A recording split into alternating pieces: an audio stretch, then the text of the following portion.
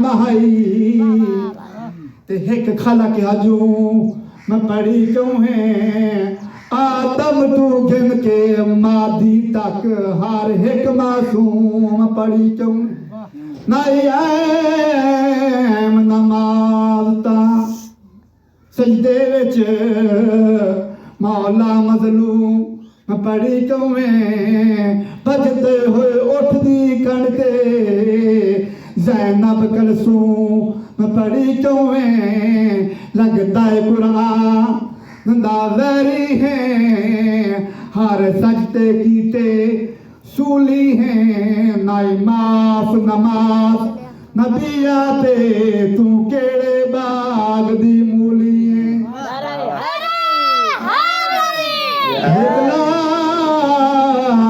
वसीयत कीती है शिमरे दे हासे याद रखी मेरी भैन तहज्जुद पढ़दे होए करबल दे प्यासे याद रखी मेरी भैन तहज्जुद पढ़दे होए करबल दे प्यासे याद रखी तेरे पीर तहज्जुदा पढ़दे हन तू फर्ज नमाज़ा नहीं पढ़दा तेरे पीर तहज्जुदा पढ़दे हन तू फर्ज नमाज़ा नहीं पढ़दा तेरे पीर तसजदे